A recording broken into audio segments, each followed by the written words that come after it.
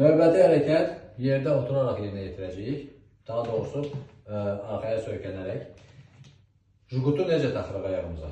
Jugutu sadəcə keçiririk ayağa və bu birisi ayağın altından bir qədər məsafə saxlayırıq və bu əlimizlə də lap əvvəlindən belə tuturuq. Və sonra biraz uzandıq, dirsəkləndiririk axıra və ayağımızı qaldırırıq yuxarı. Və bu şəkildə dizimizi dartırıq arxaya. Bax, belə də həm qırıldaqlar bir-birindən aralanır, həm də bağlar çox qəşəng işə düşür.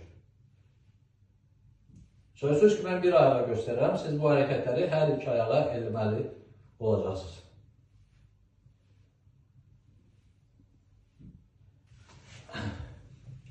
Hərəkətimiz yenə də həmən vəziyyətdə, baxın, biraz zapas qoyuruq, ayağımızı da aralı qoyuruq və salam. Dirsəkləndirik əlimizə və ayağımızı aralamağa çalışırıq. Bu da nəinki diz oynağı, omba oynağında işə salır, ancaq bu bağlar da çox qəşəng işə düşür. Bax, bu qaydada. Eyni şeyi də əks tərəfə edəcəksiniz. Bunları da yenə 10-15 dəfə çox eləmək ehtiyac yoxdur.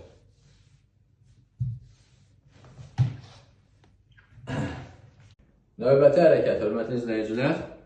Baxın, bir dairə düzəldirik, düyün bağlayırıq buradan və sonra jugutun bir tərəfini ya divanın ayağına, ya stolun ayağına elə bir yerə bağlayırıq ki, orada fiksə olunsun. Sonra da öz ayağımıza taxırıq.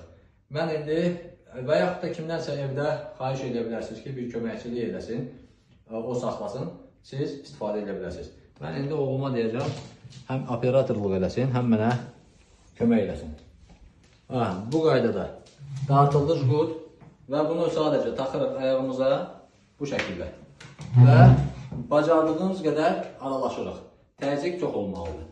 Bu hərəkətdə təzyiqi çox verməkdə problem yoxdur. Çünki bu hərəkətdə diz oynağına sıxılma yox, əksinə dartılma baş verir və o da çox faydalıdır və oradakı bağlar da daha qəşəng işə düşür. Bax, bu qaydada.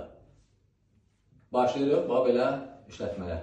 Arxadakı bağlar çox qəşəng işə düşür.